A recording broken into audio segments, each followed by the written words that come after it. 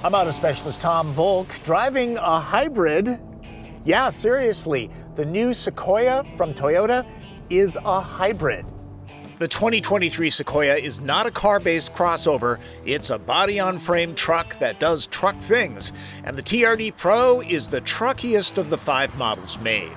You may have heard Toyota no longer sells the Land Cruiser in the United States. Arguably, the Sequoia is the replacement. The two share an architecture, the same one found underneath the Tundra pickup. And you can kind of get a Land Cruiser. Just go to your Lexus store and buy an LX600.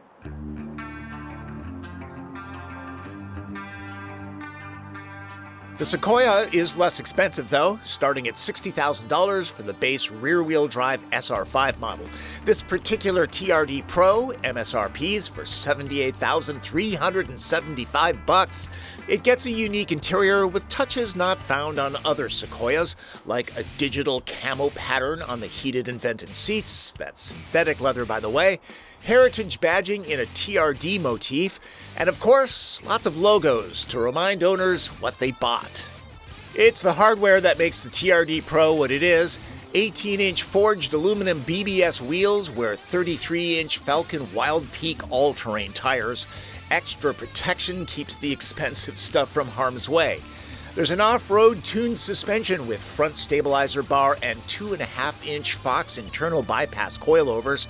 The rear gets remote reservoir shocks. Sequoia has a solid rear axle, and it doesn't get an independent suspension. More on that later.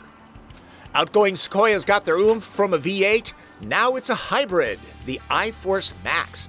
This is a 3.5-liter twin-turbocharged V6 that's paired with a 48-horsepower electric motor with 184 pound-feet of torque. That means your right foot will have 437 horses and 583 pound-feet to play with in total, and the splash screen cycles through different scenery.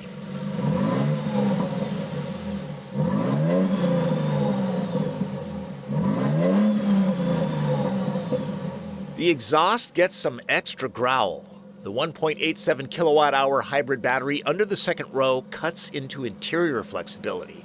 Shifts are courtesy of a 10-speed transmission. There are no steering wheel paddles. Manual control is done here. Automatic all-wheel drive mode is not a thing. The driver needs to throw it into four-wheel drive high or low, and there's a limited slip differential. Drive modes? Yeah, I didn't notice a huge difference. This is a body-on-frame SUV, so it can tow. TRD Pro is rated at 9,000 pounds, and there's a mode for that as well. Toyota is doing some neat stuff with cameras these days. With lots of different views, it helps to keep the truck dent-free. A couple things about the powertrain. If you're really light on the throttle, this will move along on electric power only. Most of the time, we'll be driving with a normal right foot. And in that case, when you're starting out, there's the electric motor, and then the gas engine kicks on. The TRD Pro weighs just a little bit more than 6,100 pounds, and it's a hybrid. But it's no slouch. If you put your foot into it hard, it'll do the 0 to 60 dash in about 6 seconds.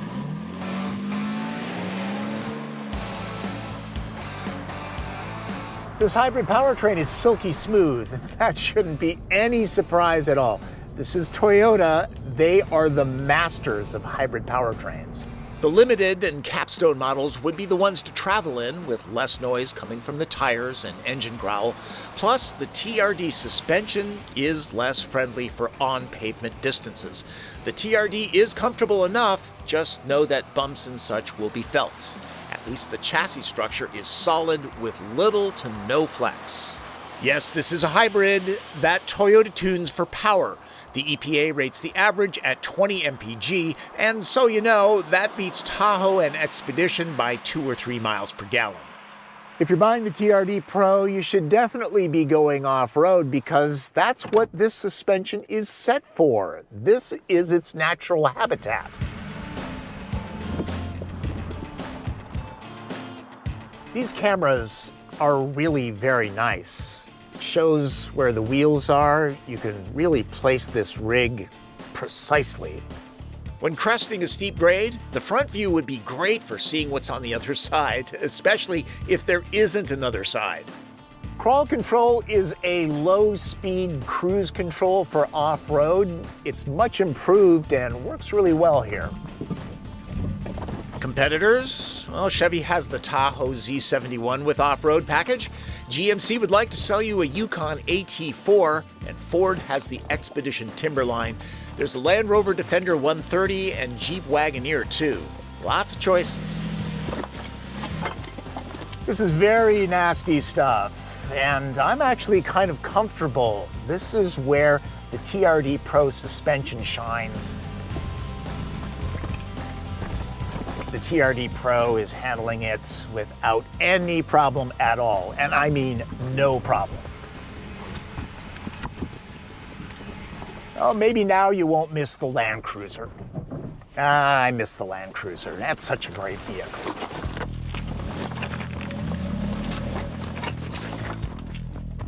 As you might expect, the cabin of the TRD Pro is not as swanky as the Limited and Platinum models.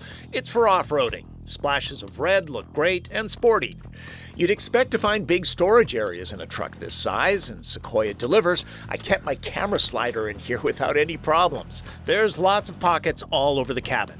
There's a larger glass roof option if the family wants the full outdoor experience. There's Toyota's new user interface that relies heavily on casual voice commands using the wake phrase, "Hey Toyota." The Qi charger works really well. Not all of them do. And the large 14-inch screen is an excellent canvas for Android Auto and Apple CarPlay, which are wireless. There are enough physical knobs and buttons, so typically there's no searching through layers of menus. And a volume knob. All vehicles should have one. TRD Pro is a 7-seater. I have plenty of knee, leg, and foot room, and that's a good thing because the seats are fixed in place in the second row. They don't slide fore and aft. I'm 5'9". I've got that much headroom, and understand that if you go with the glass panoramic roof, it drops the ceiling down about an inch. It is possible to walk through the center to get to the way back, or it can be done this way. Obviously, child seats need to be taken out before doing that. Row 3 has belts for 3. I have just enough headroom back here. There are cup holders, storage, and power ports.